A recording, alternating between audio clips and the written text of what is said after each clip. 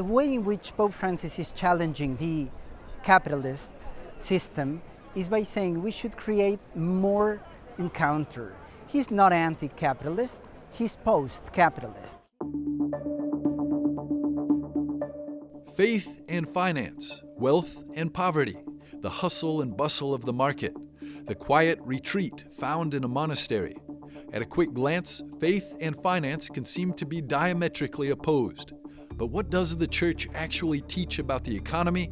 And what is Pope Francis calling on all of us to do? Questo passa oggi. These happens today. If the investments in the bank fall slightly, a tragedy. What can be done? But if people die of hunger, if they have nothing to eat, if they have poor health, it does not matter. This is our crisis today. In his Vigil of Pentecost address, Pope Francis highlighted modern society's skewed priorities, contrasting concern for financial markets with indifference to human trafficking. This raises a critical question. Is the Gospel's call to care for the impoverished inherently at odds with our economic systems? The Italian economist Salvatore Rebecchini offers a perspective that bridges this apparent divide. I always keep in mind the extraordinary teaching of Centesimus Annus regarding the criteria that should animate a society in pursuing economic goals, as recalled by St. John Paul II. He defines the model as a market economy, a free economy, an open economy. It is the best model that can be proposed to the world. Various encyclicals and church documents offer economic guidance to the faithful.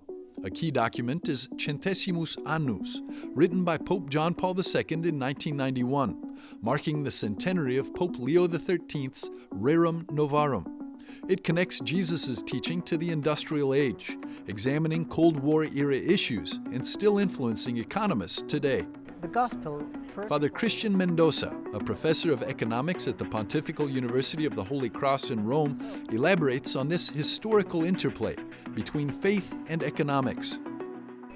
All along church history, we see the power of this great Christian call of detachment. What we have doesn't belong to us. We use it in the name of God. So Pietro de Olivi, one of the greatest Franciscans, he created this accountant system. In the encyclical, Pope Francis calls on the state to ensure justice for the poor and protect the human rights of all citizens. He emphasizes the important role of the economy in this context. St. Francis. Michael Severance, director of the Acton Institute's Rome office, which promotes free market principles and religious liberty, reflects on this perspective. The creative call of Pope Francis, and from the very beginning of St. Francis himself, to have an economy that cares. And having an economy that cares allows us to dig deep into our hearts and ask what is God's will for the economy, the will for the poor, but above all, what is will for us within our natural capacities and in our creative capacities.